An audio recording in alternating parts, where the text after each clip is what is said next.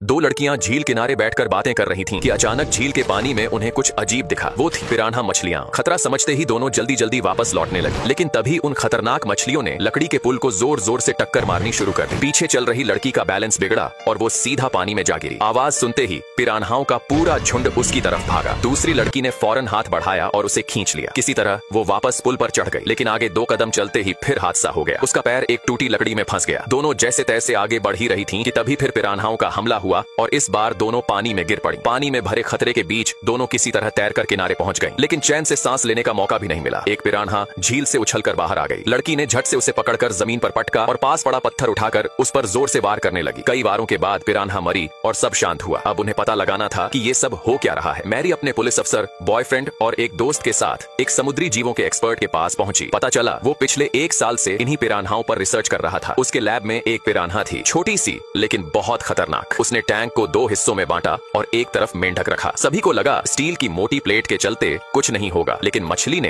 Plate पर ऐसे टक्कर मारी कि कुछ ही सेकंड में उसमें छेद कर दिया। वो सीधा मेंढक की तरफ बढ़ने लगी, लेकिन बैरी ने उसे बचा लिया क्योंकि वो मेंढक पाल चुका था। वैज्ञानिक ने बताया कि ये कोई आम मछली नहीं बल्कि लाखों साल पुरानी प्रजाति है जो अब एक्सटिंक्ट मानी जाती थी, पर अब पता नहीं कैसे वापस आ गई है। इसकी प्रजनन रफ्तार इतनी तेज है कि जल्दी ही पूरी झील इनसे भर जाएगी और ये पाइप के रास्ते घरों के स्विमिंग पूल तक पहुंच सकती है। मैरी को झटका लगा क्योंकि उसका नया वाटर पार्क झील से ही जुड़ा है और अगले दिन ओपनिंग थी। मैरी तुरंत झील पर गई पाइप की सेफ्टी नेट चेक करने। वो पानी में उतरी, टॉर्च लेकर सब कुछ देखा। नेट सही थी, लेकिन वापसी में एक पिरान्हा ने उस पर हमला कर दिया। खून की गंध से और भी मछलियां आ गईं। ये देखकर काइल ने पानी में छलांग लगाई और मैरी को जैसे तैसे बचाकर बाहर निकाला। घर आकर मैरी थोड़ी देर आराम करने बाथटब में घुसी। उसे नहीं पता था कि कई पिरान्हा पाइप के जरिए बाथटब में घुस चुकी थीं। दूसरी ओर मैटी का स्विमिंग पूल एकदम शांत था, लेकिन तभी वो पानी के अंदर खींची जाने लगी। अचानक एक पिरान्हा दीवार तोड़कर उस पर झपटी। उसी वक्त बैरी पहुंचा और उसने हार्पून से मछली को मार गिराया, पर मैटी तब तक बेहोश हो चुकी थी। बैरी ने उसे बाहर निकाला और तुरंत सीपीआर दिया। थोड़ी देर में मैटी को होश आ गया। उसी वक्त उनके दोस्त ने आखिरी दांव खेला। पाइप में पेट्रोल डाला और माचिस फेंक दी। धमाके के साथ झील में आग लग गई और ऊपर से मछलियां बरसने लगी। सबको लगा अब सब खत्म हो गया है, लेकिन तभी मैटी को वैज्ञानिक का कॉल आया और जैसे ही उसने फोन काटा उसने देखा कि एक पिरान्हा धीरे धीरे जमीन पर चलती हुई किनारे आ रही थी। एक लड़का वीडियो बनाने गया। मां ने रोका, लेकिन वो नहीं माना और अगले ही सेकंड वो मछली जो अब चलना सीख चुकी थी।